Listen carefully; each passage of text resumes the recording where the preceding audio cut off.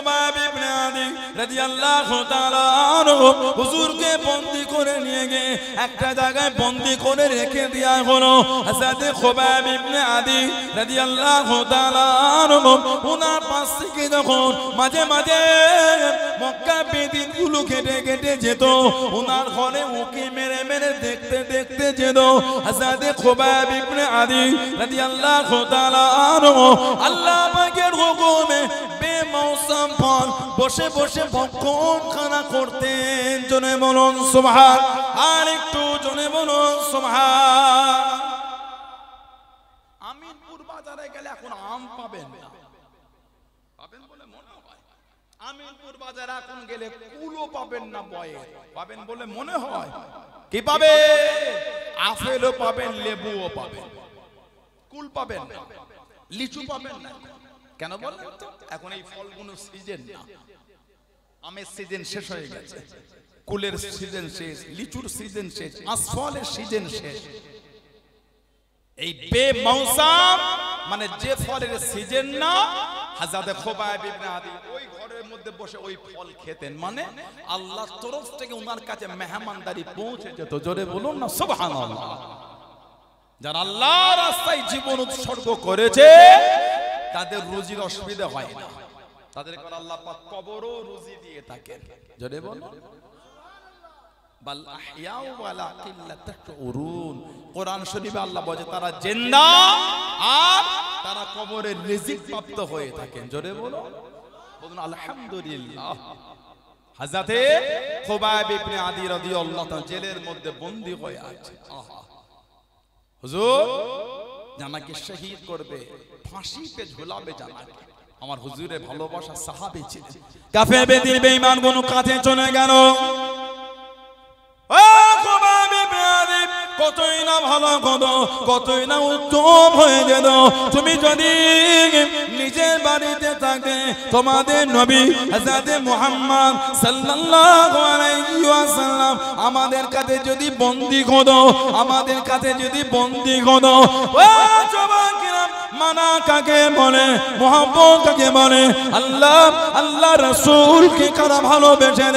হযরত খুবাইব ইবনে আদি রাদিয়াল্লাহু তাআলা আনহু কাফের বেদিনদের জানিয়ে দেন, কুফারে কুরাইশে শুনিয়ে দেন, এ বেঈমান কাফেরে দলেরা, আমি খুবাইব, আমি একবার কেন আল্লাহ পাক যদি আমাকে অসংখ্য জীবন দিয়ে দেয়, আমি খুবাইব যদি অসংখ্যবার শহীদ হয়ে যায়, আমি খুবাইবের কোনো দুঃখ নাই, আমি খুবাইবের কোনো কষ্ট নাই, আমি খুবাইব একা কেন, আমার গোটা খানদানকে যদি শহীদ করে দাও, হত্যা করে দাও, আমি খুবাইব, আমার কোনো দুঃখ নাই, আমার কোনো কষ্ট নাই।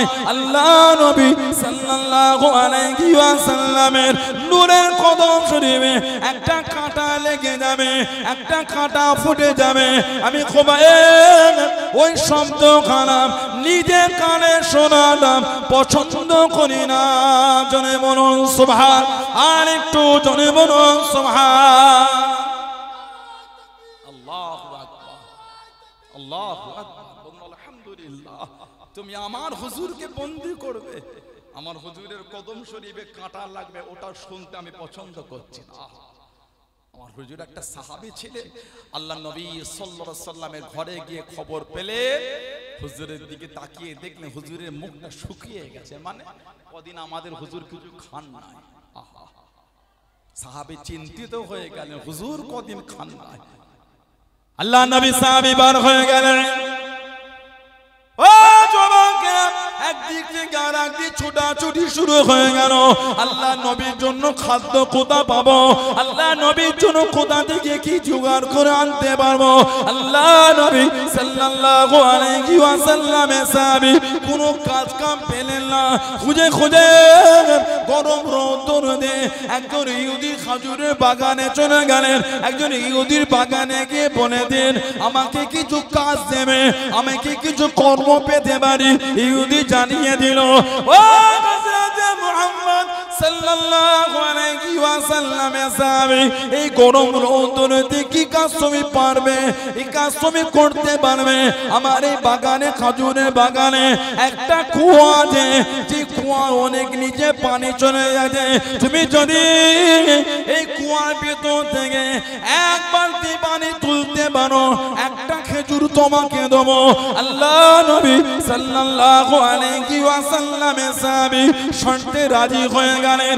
কুয়ার ভেতর থেকে দড়ি টেনে রশি টেনে এক বালতি করে পানি তোলে, একটা খেজুর জোগাড় করে, একটা চাদর বিছিয়ে দে, ওই চাদরে খেজুর গুলো জড়ো করে আর এক বালতি পানি তোলে, আর একখানা খেজুর জোগাড় করে, আর এক বালতি পানি তোলে, আর একখানা খেজুর জোগাড় করে।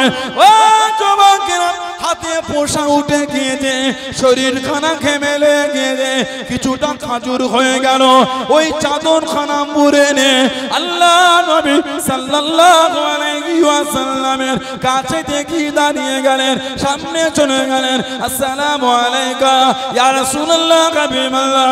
আল্লাহ নবী সালামের জবাব খানা দিয়ে, আল্লাহ নবী সালামের উত্তর খানা দিয়ে, আল্লাহ নবীর কাছে দাঁড়িয়ে চোখ ভরা পানি কেঁদে কেঁদে জানিয়ে দেন, ইয়া রাসূলুল্লাহ হাবিবাল্লাহ, আল্লাহ পাকের নবী হুজুর আপনি কয়েকদিন ঠিক মতন খান না, হুজুর আপনি খুরমা গুলি খেয়ে নিন, এই খেজুর গুলো খেয়ে নিন। আল্লাহ নবী জিজ্ঞাসা করলেন, ও বাবা সাহাবী কোথা থেকে পেলে বাবা? ইয়া রাসূলুল্লাহ হাবিবাল্লাহ, আমি আপনার জন্য ইহুদির বাগানে কাজ করেছি, এক বালতি পানি তুলেছি, একটা খেজুর আমাকে দিয়েছে, এক বালতি পানি তুলেছি, একটা খেজুর আমাকে দিয়েছে। আল্লাহ পাকের নবী আমি আপনার জন্য এত বালতি পানি তুলে এই খেজুর গুলো নিয়ে এসেছি, আপনি একটু খেয়ে নিন। জোরে বলুন সুবহান, আর একটু জোরে বলুন সুবহান। ওই গরম রৌদ্রে আহা দড়ি টেনে রশি টেনে কুয়া থেকে পানি তুলেছে, এক বালতি পানি তুলেছে, একটা খেজুর দিয়েছে। এইভাবে জড়ো করে কিছু খেজুর জোগাড় করে হুজুরকে বলছে, হুজুর আপনি একটু খান, হুজুর আপনি কদিন খান না ইয়া রাসূলুল্লাহ, বলুন না সুবহানাল্লাহ। সাহাবীর হাতে ফুসা উঠে গেছে আমার হুজুরের জন্য, তারপরও রশি টেনে খেজুর এনেছেন, বলুন না সুবহানাল্লাহ। উনাদেরই তো অন্তরটা আল্লাহর সৃষ্টির মধ্যে নবীদের পরে সাহাবাদের অন্তর আল্লাহ উত্তম বানিয়েছে, এত ভালোবাসতেন হুজুরকে। আমার নবীর একটা সাহাবী ছিলেন হযরত খাব্বাব রাদিয়াল্লাহু তাআলা আনহু। সাহাবাদের একটা করে জীবনী পড়বেন, আপনি পাগলের মতন কেঁদে ফেলবেন, চোখের পানি ধরে রাখতে পারবেন না। সাহাবাদের একটা করে জীবনী পড়বেন, দেওয়ানা হয়ে যাবে। আমার নবীর একটা সাহাবী ছিলেন হযরত আব্দুল্লাহ ইবনে উম্মে মাকতুম রাদিয়াল্লাহু তাআলা, উনি জন্ম থেকেই অন্ধ। আহা, হযরত আব্দুল্লাহ ইবনে উম্মে মাকতুম জন্ম থেকে অন্ধ। উনি ছিলেন হযরত খাদিজাতুল কুবরা রাদিয়াল্লাহু তাআলা আনহা, আমাদের মা। ওনার ফুফুতো ভাই ছিলেন আব্দুল্লাহ ইবনে উম্মে মাকতুম। ইসলামের প্রথম দিকে মুসলমান হয়েছিলেন, যত কষ্ট অন্য সাহাবারা হয়েছিলেন ততটা কষ্ট উনি সহ্য করেছিলেন। সুবহানাল্লাহ, চোখে দেখতে পেতেন না। আল্লাহ নবী সাল্লাল্লাহু আলাইহি সাল্লাম মদিনা শরীফ থেকে যত যুদ্ধ গিয়েছেন সব সময় হুজুর উনাকে মদিনা শরীফে হুজুরের প্রতিনিধি করে রেখে গিয়েছেন। আব্দুল্লাহ ইবনে উম্মে মাকতুম রাদিয়াল্লাহু তাআলা, কিতাব এসেছে 14 হিজরি হযরত ওমর রাদিয়াল্লাহু তাআলার জামানা। উনি কেঁদে ফেললেন। আহা, এই হযরত ওমর খলিফাতুল মুসলিমিন, মনটা চায় আমি একটু জিহাদের ময়দানে যাব, সুযোগ হলো না। মনটা চায় আমি একটু যুদ্ধ করতে যাব, সুযোগ হলো না। হযরত আব্দুল্লাহ ইবনে উম্মে মাকতুম রাদিয়াল্লাহু আনহু ওমর ফারুকের জামানায় উনি যুদ্ধের ময়দানে চলে গেলেন। ওনার দায়িত্ব ছিল ঝান্ডা ধরা। উনি বলেছিলেন আমি তো চোখে দেখতে পাই না, ঝান্ডাটা আমাকে দেন, সামনের দিক থেকে কাফের হলো আমাকে ভয় লাগবে না, কারণ আমি দেখতেই পাই না কে এলো আর কে গেল আমার কি। হযরত আব্দুল্লাহ ইবনে উম্মে মাকতুম রাদিয়াল্লাহু তাআলা হুজুর ঝান্ডাটা ধরলেন। আহা, তুমুল যুদ্ধ চলছে, 3 দিনের মাথায় আল্লাহ মুসলমানদের জয়ী করলেন 3 দিনের মাথায়, বলুন সুবহানাল্লাহ। আব্দুল্লাহ ইবনে উম্মে মাকতুম রাদিয়াল্লাহু তাআলা শহীদ হয়ে গেলেন। কিতাব এসেছে ওনার লাশ যখন খুঁজে খুঁজে বার হলো, ওনার কাছে গিয়ে দেখা যাচ্ছে তখন ওই ইসলামের ঝান্ডাটা উনি বুকে করে জড়িয়ে নিয়ে শহীদ হয়ে শুয়ে আছে। আহা, বলুন সুবহানাল্লাহ, জোরে বলুন সুবহানাল্লাহ। কি ভালোবাসা সাহাবাদের, দিনের জন্য জীবন কিভাবে কাটিয়েছে। আজ আমরা ভাবছি দিন এত সহজ, দিন সহজ জিনিস নয়, ও তো সোজা নয় ইসলাম। আর কোথা থেকে কে ফকটিয়া 3টে ফেসবুকে টিকটক করে দিল, বলি ইসলাম মিটিয়ে দেবো। তোদের বাপদাদারা ঠান্ডা হয়ে গেছে দেখাবা, আল্লাহর ইসলামকে মিটাতে গিয়ে তারা সব তেল হয়ে গেছে। আজ ওই ইসলামের ঝান্ডা উড়ছে, জোরে বলে। আবু জেহেল, আবু লাহাব, উতবা, শাইবা, শিবা সব তেল হয়ে গেছে। আবু বকর সিদ্দিক আজও জিন্দা আছে, ওমর ফারুক আজও জিন্দা, উসমান গনি আজও জিন্দা, হায়দার কররার, মাওলা আলী রাদিয়াল্লাহু তাআলা আনহুম আজমাইন তানারা আজও জিন্দা হয়ে আছেন। জোরে বলুন না সুবহানাল্লাহ। আল্লাহু আকবার, আল্লাহু আকবার, জিন্দাবাদ, বলুন আলহামদুলিল্লাহ। কে কোথাকার কে একজন ফেসবুকে বলে দিল ইসলাম মিটিয়ে দেব। ইসলাম অত সহজ।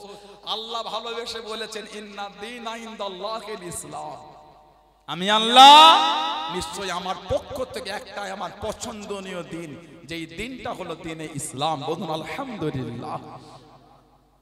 আল্লাহ রাসূলের সাহাবী হযরতে খাব্বাব রাদিয়াল্লাহু তাআলা আনহু, সাহাবাদের একটা একটা জীবনী পড়বেন আর ভাববেন যে আমরা তাহলে জীবনে কি করলাম, হুজুরকে তো ভালোবাসতে পারলাম না, হুজুরের তো মোহাব্বত হলো না, হুজুরের প্রেম কই। সাহাবারা হুজুরকে এত ভালোবাসতেন, আল্লাহ নবী সাল্লাল্লাহু আলাইহি সাল্লাম এত মোহাব্বত করতেন সাহাবারা। কদিন হুজুরের খাওয়া হয় না, সাহাবাদেরও হয় না। সাহাবারা আল্লাহ নবীর কাছে বলতে গেছেন ইয়া রাসূলুল্লাহ বড় ক্ষুধার্ত হয়ে গেছে হুজুর, হুজুর পেটে কিচ্ছু নাই, যদি একটু কিছু খাওয়ার ব্যবস্থা হতো। সব সাহাবারা পেটে পাথর বেঁধেছে, মেয়েদের নিচের দিকে ঝুলে আছে, পেটটা একটু টাইট হয়ে আছে। আল্লাহ নবী সাল্লাল্লাহু আলাইহি সাল্লাম কিছু বললেন না। হুজুর নিজের অবস্থাতে সাহাবাদের দেখালেন, ওখানে দাঁড়িয়ে দাঁড়িয়ে ঝরঝর করে কাঁদে, ইয়া রাসূলুল্লাহ হুজুর তাহলে আমাদের আর খাবার দরকার নাই, একটু আপনি আমাদের কাছে দাঁড়ান, আপনার চেহারা দেখলে হুজুর আমাদের মনটাও খুশি হবে, পেটটাও ভরে যাবে। জোরে বলুন সুবহানাল্লাহ। এটা হলো হুজুরের সাহাবাদের ভালোবাসা। হযরতে খাব্বাব রাদিয়াল্লাহু তাআলা আনহু, জানা শরীরের এই কোমরের এই গোশতগুলো ছিল না, ওনার মনিব ছিল একজন মহিলা। হযরতে খাব্বাব মুসলমান হয়ে গেলেন, ওনাকে মরুভূমিতে শুইয়ে দিয়ে ওই কোমরে চিত করে শুইয়ে কোমরে লোহা গরম করে কোমরে দিত, কোমরের গোশতগুলো গলে গলে পানি হয়ে চলে গেছে, ওই জায়গায় গোশত গজায় না। হযরত ওমর ফারুকের খিলাফত শুরু হয়ে গেল। ও যুবকেরা, ও আমার মুরব্বি বাপজানেরা, মায়েরা, বোনেরা, মহিলা, হযরত ওমর ফারুক রাদিয়াল্লাহু তাআলা আনহু হুজুর আমার জিজ্ঞাসা করলেন, ও হযরত খাব্বাব রাদিয়াল্লাহু তাআলা আনহু আপনার কোমরে কেন গোশত নাই, আপনার কোমরে কেন গর্ত হয়ে আছে? হযরত খাব্বাব রাদিয়াল্লাহু তাআলা আনহু হুজুর আমার জানিয়ে দেন, হুজুর আমার শুনিয়ে দেন। ও ফারুক রাদিয়াল্লাহু তাআলা আনহু, আমি খাব্বাব যখন মুসলমান হয়ে গিয়েছিলাম, আমি খাব্বাব যখন কলেমা শরীফ পড়ে নিয়েছিলাম, আমি খাব্বাব রাদিয়াল্লাহু তাআলা আনহু আমাকে মরুভূমিতে শুইয়ে দে, আমার কোমরে লোহা গরম করে দিয়ে দিয়েছিল।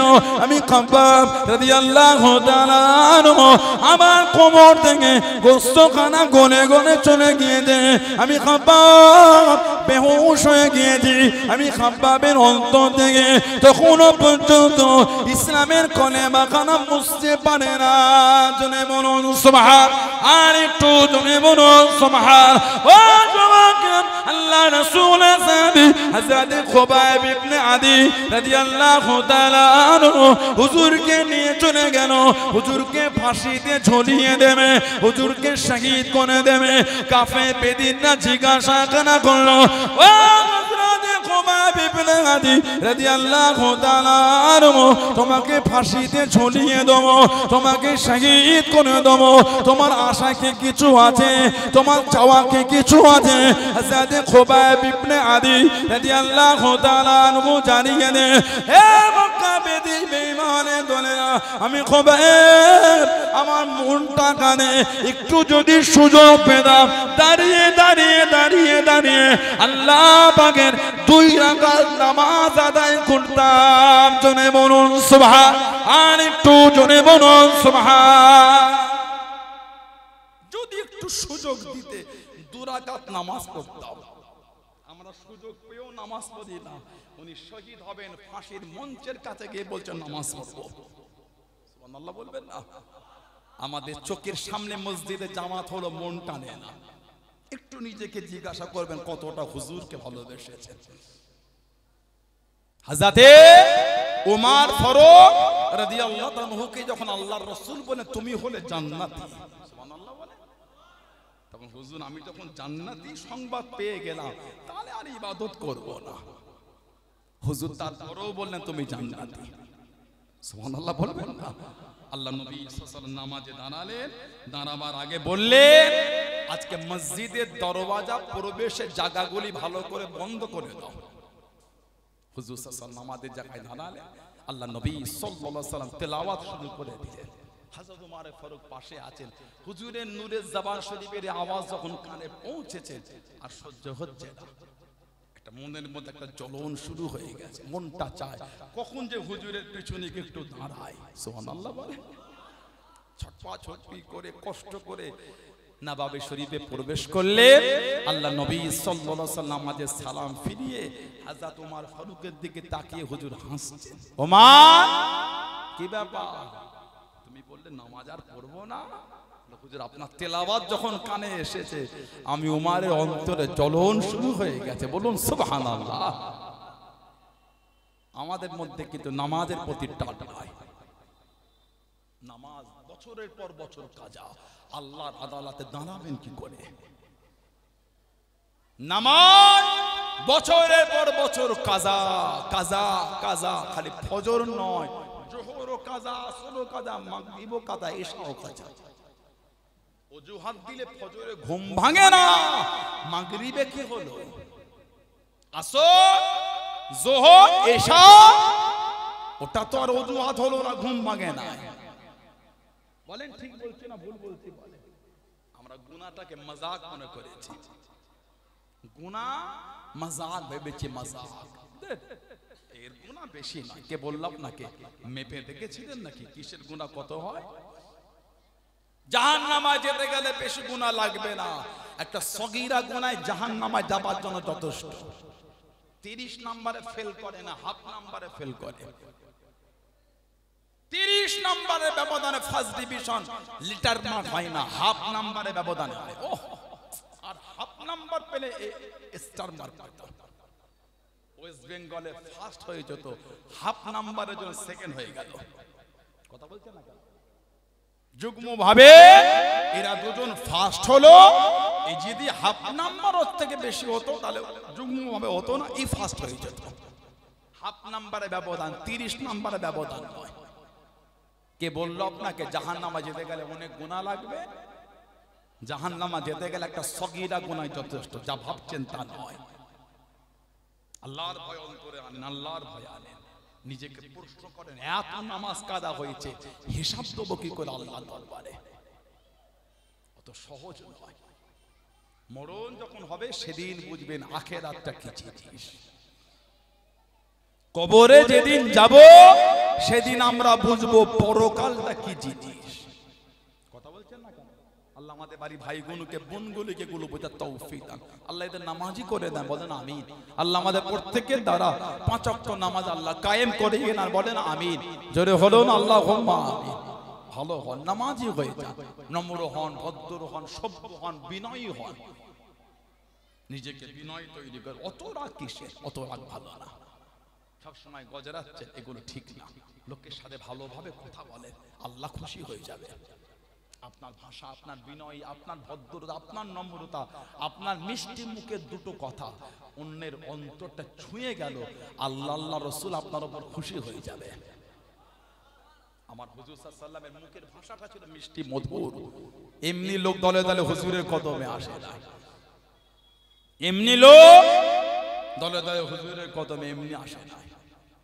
হযরত উমর ফারুক মেজাজি হলো ইবাদতের জায়গায় কিন্তু নরম ছিলেন, শাসনের জায়গায় কড়া ছিলেন। শাসনের জায়গায় কড়া, বন্দেগীর জায়গায় নরম। শাসনের জায়গায় কড়া, উম্মতের সাথে মুআমিলাতের জায়গায় হুজুর নরম ছিলেন। জোরে বলো। আমার ভাইয়েরা, বাপজানেরা, ছেলেরা, যুবকেরা, মুরব্বীরা, নামাজের এত গুরুত্ব আল্লাহ দিয়েছেন।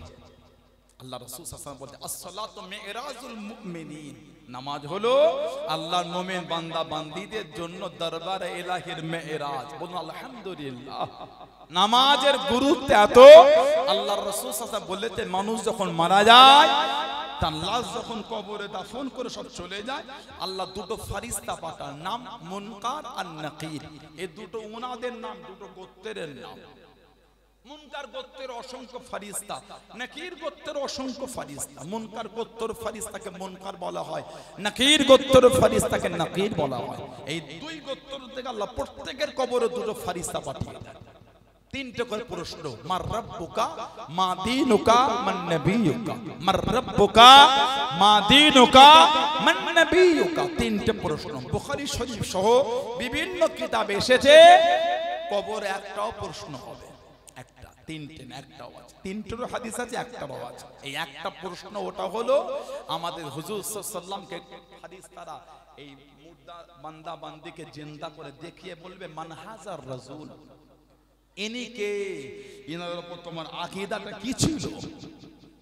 এই যে কবরে মুনকার নাকির যাবে, আল্লাহর নবী বলে এই মাথার দিক থেকে সর্বপ্রথম কবরে যাবে, গিয়ে দেখবেন নামাজি মুত্তাকিনদের মাথার দিকে কে যেন নূরানি চেহারা ধরে দাঁড়িয়ে আছে। বললেন আলহামদুলিল্লাহ। মুনকার নাকির বলবেন, সরে যাও, এই কবরে যাব, সওয়াল করব, জবাব নেব। আল্লাহ পাকের হুকুম, মাথার দিক থেকে ওই নূরানি চেহারাওয়ালা জবাব দিয়ে দেবে, আমি আপনাকে এই দিক থেকে কবরে যেতে দেবো না। তখন মুনকার নাকির প্রশ্ন করবেন, কে আপনি? বাধা দেন, আল্লাহর হুকুমে উনি জবাব দেবে, আমি হলাম নামাজ। আলহামদুলিল্লাহ বললেন। নামাজকে আল্লাহ দুনিয়ায় ফরজ করেছেন, এই বান্দা বান্দি আমাকে আদায় করেছেন। আল্লাহ এত খুশি হয়েছেন, আমার আল্লাহ পাক একটা আমার চেহারা দিয়েছেন। এই বান্দা বান্দির কবরে আমি আপনাকে মাথার দিক থেকে প্রবেশ করতে দেবো না। বলুন না সুবহানাল্লাহ। নামাজি হয়ে যায়। হযরতে খুবাইব ইবনে আদি রাদিয়াল্লাহু আনহু 2 রাকাত নামাজ পড়লেন, সালামটা ফিরিয়ে কাফেরদের বললেন, মনটা চাইছিল নামাজটা অনেকক্ষণ ধরে পড়ার জন্য, আমি যদি অনেকক্ষণ ধরে নামাজ পড়তাম, তোমরাই তো বলতো আমি মরণের ভয়ে নামাজ লম্বা করেছি। না না, আমি মরণ ভয় করি না, আমি যে আমার আল্লাহকে ভয় করি। আলহামদুলিল্লাহ বলবেন না? যদি মানুষকে ভয় করে কি করবে? খুব বেশি হলে জানে মেরে দেবে, এর বেশি কিছু পারবে বলে মনে হয়। আর ইমানদারের তো আশা দুনিয়া না, ইমানদারের তো আশা আখিরাত। সাহাবারা যদি দুনিয়ার আশা করতেন, যুদ্ধে যেতে পারতেন না। বিয়ে হয়েছে, বিয়ে রাতটা কেটেছে, ফজরের পরে উঠে হুজুরের সঙ্গে চলে গেছে। একজন সাহাবী ছিলেন আমার হুজুরের, ওনার নাম ছিল হযরত জুলাইবি রাদিয়াল্লাহু তাআলা আনহু। হযরতে জুলাইবি রাদিয়াল্লাহু তাআলা আনহু আমার হুজুরের সাহাবী, একটু চেহারাটা শর্ট হাইট ছিল, একটু পেটে ছিলেন হযরত জুলাইবি। পর্দার আয়াত নাজিলের আগে উনি বাড়ি বাড়ি যেতেন, একটু হাসাতেন, মজাক করতেন। হযরতে জুলাইবি আল্লাহ নবীর কাছে দেখে দাঁড়িয়ে গেলেন। ও যুবকেরা, আল্লাহ নবীর সামনে গিয়ে দাঁড়িয়ে গেলেন। আসসালামু আলাইকুম ইয়া রাসূলুল্লাহ, কাবিমাল্লাহ, হুজুর বিয়াদি মাফ করুন, গুস্তাখিটা ক্ষমা করুন ইয়া রাসূলুল্লাহ, কাবিমাল্লাহ। আল্লাহ পাকের নবী, দুনিয়া আমাকে কেউ মেয়ে দিল না, দুনিয়ায় আমার নসিবে বিবাহ হলো না ইয়া রাসূলুল্লাহ, কাবিমাল্লাহ। আল্লাহ পাকে জান্নাতে আমি জুলাইবি কি হুর আমি পাবো, আমি কি হুর পাবো বলুন। আল্লাহ নবী মুচকে মুচকে গেছে জানিয়ে নে, ও বাবা জুলাইবি, আমি রাসূলুল্লাহ জানিয়ে দিলাম দুনিয়া জমিনে তোমার বিয়েটা আমি দিয়ে দেবো। জনে বলুন সুবহান। দুনিয়ায় আমার আর কেউ মেয়ে দিল না, জান্নাত থেকে হুর পাবো হুজুর। আমার হুজুর হেসে বলছে তোমার বিয়ে দুনিয়াতেই দেবো আমি। সুবহানাল্লাহ বলে। একটা যুদ্ধ হয়েছিল, খাইবারের যুদ্ধ। এই খাইবারের যুদ্ধে উনি শহীদ হয়ে গেছেন। আহা, হযরত জুলাইবি রাদিয়াল্লাহু তাআলা। কিতাব এসেছে চারপাশে 7টা, কোন বর্ণনায় 9টা ইহুদি মরে পড়ে আছে, আর পাশে উনিও পড়ে আছেন। পুরো শরীরটাই তলোয়ার আর তীরের দাগ হয়ে আছে। আহা, মানে উনি শহীদ হওয়ার আগে 7 জন বা 9 জনকে জাহান্নামে পাঠিয়েছে, তারপরে উনি শহীদ হয়েছে। আহা, আল্লাহর নবী সাল্লাল্লাহু আলাইহি ওয়াসাল্লাম সাহাবাদের বলে, বাবা দেখো না তোমাদের সাথীদের সবার লাশ পেয়েছো? বলো হুজুর বাকি আছে, খোঁজো। খোঁজা হলো, হুজুর আবার বললেন দেখো তার কেউ বাকি আছে কি? যে হুজুর খোঁজো, খুঁজলে আর কেউ বাকি আছে? হুজুর না। এবার আমাদের হুজুরের নূরের চোখ দিয়ে পানি পড়ছে আর বলছেন হুজুর আমার জুলাইবিটা কোথায় গেল? আমি নবী তো আমার জুলাইবিকে দেখতে পাচ্ছি না। আহা, হযরত জুলাইবি রাদিয়াল্লাহু তাআলা ওনার লাশটা খোঁজার জন্য আল্লাহর নবী নিজেই বার হয়ে গেলেন। আল্লাহ রাসূল খুঁজে খুঁজে লাশটা পেলেন, সাহাবাদের নিয়ে জানাজা হয়ে গেল। আল্লাহ নবী ওনাকে নিজের কোলে উঠিয়ে নিয়েছে। আমার নবী ওনাকে কোলে তুলে বলেছিলেন জুলাইবি আমার থেকে, আমি নবী আমার জুলাইবির থেকে। বলুন সুবহানাল্লাহ। 3 বার আল্লাহ রাসূল বলেছিলেন, 3 বার। হুজুরের দরবারে একজন সাহাবী এলেন, এসে বলে হুজুর আমার মেয়েটার বিয়ে দেবো, যদি একটা সম্বোধন আপনি দিতেন ঠিক করে। হুজুর বললেন মেয়ের চিন্তা করতে হবে না। সাহাবী মনে করলেন আল্লাহর নবী নিজেই নেকা করবে, খুশি হয়ে গেল। হুজুর বললেন আমি করব না, তোমার মেয়েকে আমার জুলাইবির সঙ্গে বিয়ে দিতে চাই। একজন ধনী ঘরের মেয়ে, সুন্দরী রমণী একজন। হুজুর ইয়াদি মাপ চাই, একটু স্ত্রীর সাথে পরামর্শ করে বলবো ইয়া রাসূলুল্লাহ। বাড়ি চলে গেলে স্বামী স্ত্রী কথোপকথন। আমি যে মহাপরীক্ষায় পড়ে গেলাম, কেন না আল্লাহর নবীকে মেয়ের জন্য বললাম, হুজুর আমাকে বললেন আমার মেয়ের সাথে জুলাইবির বিয়ে দেবে, আমি হুজুরকে মানা করি কি করে? সাহাবীর স্ত্রী বলছেন না, জুলাইবির সাথে আমার মেয়ের বিয়ে দেব না। এই স্বামী স্ত্রী কথোপকথন। মেয়ে ঘর থেকে শুনে বললেন আব্বা কার বিয়ের সংবাদ? মা তোমার। কে পাঠিয়েছে? আল্লাহর নবী সাল্লাল্লাহু। মেয়ে বললেন আপনি পারবেন হুজুরের জবানের উপর না বলতে? এটা আপনি পারবেন? আমি তো আনন্দ, আমি তো খুশি যে আমার বিয়ের জন্য সম্বোধন আল্লাহর নবী নিজে খুশি হয়ে পাঠিয়েছে। বললেন আলহামদুলিল্লাহ, আমার জীবনের থেকে আনন্দ আর কিছু নাই। যান হুজুরকে গিয়ে বলে দেন আমি এই বিয়েতে রাজি। বলুন সুবহানাল্লাহ। আল্লাহর নবী দুজনে বিয়ে পড়িয়ে দিয়ে দোয়া করলেন। রাত অতিক্রম হলো না, হযরত জুলাইবি হুজুরের সঙ্গে জিহাদে গিয়ে শহীদ হয়ে গেলেন। বিবির হাতের মেদি শুকায়নি, স্বামী গিয়ে জিহাদে শহীদ হয়েছেন, কারণ তাদের অন্তর আল্লাহ আল্লাহর রাসূলের মুহাব্বতটা ততটাই তৈরি করেছিলেন। হযরতে খুবাইব ইবনে আদি রাদিয়াল্লাহু আনহু উনি বললেন মনটা চাইছিল নামাজ লম্বা করতে, আমি যদি অনেকক্ষণ ধরে নামাজ পড়, তোমরাই তো বলতে মরণের ভয় নামাজ লম্বা করতে। না না, আমি মরণকে ভয় করি না, আমি আমার আল্লাহকে ভয় করি। বলুন সুবহানাল্লাহ। নামাজ ওই জন্য ছোট করিনি, এই জন্য করেছে। আমাদের সমাজে তারাবির নামাজ হলে ছেলেরা যুবকগুলো ইমামকে বলে ইমাম সাহেব তাড়াতাড়ি তারাবির নামাজটা পড়াবে। 20 রাকাত নামাজ দাঁড়াতে বড়টা কষ্ট হয়। ঠিক বলছি না ভুল বলছি? আমার আলোচনা বিরক্ত বোধ করেন? বলেন ইমাম যদি একটু দেরি করে, বাইরে বার হলে খান কয়েক যুবক ঘিরে ধরেছে, একটু এত দেরি করলে হবে না তো, একটু লম্বা করলে হবে না তো, তাড়াতাড়ি পড়তে হবে তো। আপনি কি এটা ওয়াক্তিয়া নামাজ পেয়েছেন? 4 রাকাত নামাজ, 20 রাকাত নামাজ, এই পৌনে 2 ঘন্টা ধরে দাঁড়ানো যায়? আস্তাগফিরুল্লাহ বলে। বেলেঘাটায় খেলা হলো, দেখতে চলে গেলেন। দেগঙ্গায় খেলা দেখতে গেলে, বেড়াচাপায় খেলা দেখতে গেলে, রাজারহাটে খেলা দেখতে গেলে, 3 ঘন্টা দাঁড়িয়ে ফুটবল খেলা দেখেছেন। খড়িবেড়েতে কিচ্ছু মনে হয়নি, কিচ্ছু মনে হলো না। কাঁচকলে খেলা দেখতে গিয়ে 3 ঘন্টা দাঁড়িয়ে ফুটবল খেলা দেখেছেন, কিছুই মনে হয়নি। আর 2 ঘন্টা নামাজ পড়তে দাঁড়িয়ে কষ্ট হয়ে গেল। এই 2 ঘন্টা, পৌনে 2 ঘন্টার মধ্যে আধ ঘন্টা তো বসেই কেটে গেছে। তাশাহুদ পড়েছি, দরুদ শরীফ পড়েছে, দোয়া মাসুদ করেছি, সালাম ফিরিয়েছে, দোয়া হয়েছে। হিসাব করে দেখবেন আধ ঘন্টার বেশি বসে কাটিয়েছে। কথা বলে না, তারাবির নামাজে আধ ঘন্টার বেশি আমাদের বসে কেটে যায়। তারপরও বলছেন কষ্ট হয়। লা হাওলা ওয়ালা কুওয়াতা। অত তাড়াহুড়ো করে নামাজ পড়লে নামাজই হবে না। ইমাম যে কি পড়ে কেউ বুঝতে পারে না। আল্লাহু আকবার, আলহামদুলিল্লাহ, দাল্লিন। কথা বলে না, আছে না? না, আস্তাগফিরুল্লাহ বলে কি যে লা ইয়ালামুনাল্লাহু আকবার, নামাজ হবে না। ওটা গুনাহ হচ্ছে, কোরআন শরীফ মাযাক হচ্ছে ওটা। আল্লাহ পাক কোরআন শরীফে বলেছেন ওয়ারাতিলিল কুরআনা তারতিলা। কোরআন শরীফ তারতিল সহ শুদ্ধ সহকারে আদায় করতে হবে। বলুন সুবহানাল্লাহ। জোরে বলা গেল না? খুবাইব ইবনে আদি হুজুর শহীদ হয়ে গেলেন। হুজুরকে নিয়ে গিয়ে মক্কা শরীফের তানঈম বলে একটা জায়গায় মাথাটা নিচের দিকে করে পা দুটো দড়ি দিয়ে বেঁধে কাটেতে বেঁধে ঝুলিয়ে দিয়েছে। মাথাটা ঝুলছে আর 40টা কাফের ওনাকে ঘিরে ঘিরে পাহারা দিচ্ছে।